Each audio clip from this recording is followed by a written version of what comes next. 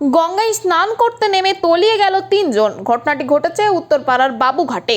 জানা গেছে কাল ডানকুনির চণ্ডী পুজো ছিল, সেই পুজোর জন্যই ভক্তরা জল আনতে যায় গঙ্গাতে। এরপর স্নান করতে নামলে দুজন একটু দূরে চলে যায়। ঠিক সেই সময় গঙ্গায় জোয়ার আসে, তলিয়ে যায় তারা। তাদের বাঁচাতে নেমে তলিয়ে যায় আরও একজন। জানা গেছে তাদের বয়স আনুমানিক 16, 18 এবং 21 বছর। এই বিষয়ে স্থানীয়রা জানাচ্ছে, প্রতি বছরই বিভিন্ন পুজোয় ঘাটে ভক্তদের ভিড় জমে। পুলিশ প্রশাসনের গাফিলতির কারণেই এই দুর্ঘটনাটি ঘটেছে। পুলিশ প্রশাসনের সচেতনতার অভাব ছিল, এমনটাই অভিযোগ করছে তারা। পরবর্তীতে খবর দেওয়া হয় বিপর্যয় মোকাবিলা দপ্তরে। সেখান থেকে স্পিড বোট নিয়ে বাবুঘাট সহ বাবুঘাট সংলগ্ন আরও অন্যান্য ঘাটে ইতিমধ্যেই তল্লাশি চালানো হয়েছে। এখনো পর্যন্ত কোনো দেহ উদ্ধার করা যায়নি। এই বিষয়ে পুলিশ জানিয়েছে, ভক্তদের ভিড় বেশ ছিল। রাতের অন্ধকারে তাদেরকে গঙ্গায় নামতে নিষেধ করা হয়। এই বাধা নিষেধ না মেনে কিছুজন গভীর গঙ্গায় নেমে যায়, যার ফলেই এমন দুর্ঘটনাটা ঘটিয়েছে। তলিয়ে যাওয়া ব্যক্তিদের খোঁজে বর্তমানে বিপর্যয় বাহিনী তল্লাশি চালাচ্ছে। এই বিষয়ে কে কি জানাচ্ছেন ওদের কাছ থেকে শুনবো বিস্তারিত। 24 আওয়ার্স আরামবাগী রিপোর্ট।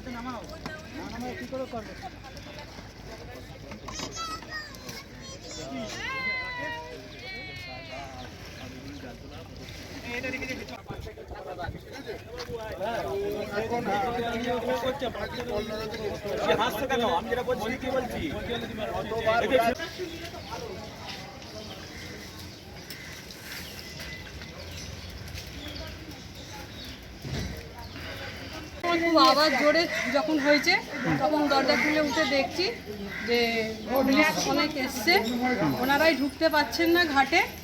তারপরে আমি অনেক ঠেলাঠেলি করে কষ্ট করে দেখেছি, ঢুকে কি তিনজন ডুবে গেছে। সবাই বলছে যে তিনজন ডুবে গেছে, মারা ছিল, সব কান্নাকাটি করছে। আমি কাউকে কিছু জিজ্ঞাসা করিনি, তো আশেপাশের লোকেরা বলছে।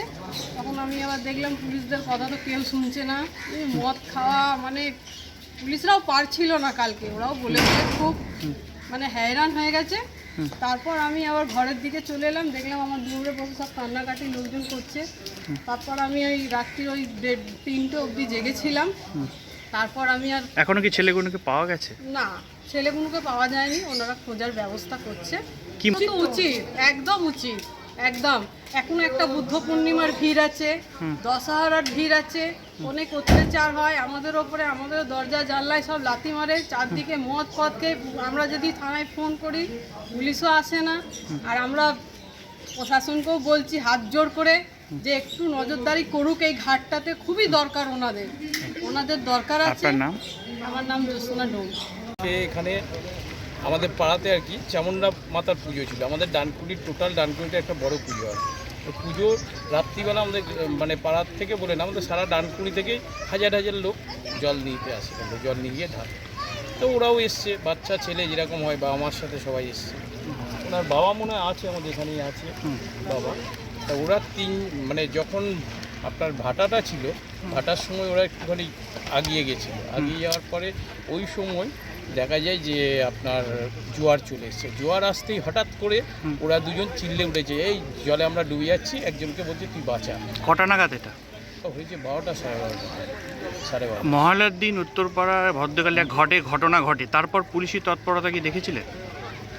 পুলিশি তৎপরতা দেখেছিলাম, কিন্তু দেখুন আমরা জানি এখানে পুলিশের ব্যবস্থা আছে বা আমাদের কোনো আছে, সেরকম লাইটিং ব্যবস্থা আছে, কিন্তু আমরা এখন কোনো লাইটিংও নেই, কোনো রকম ছিল না কাছে।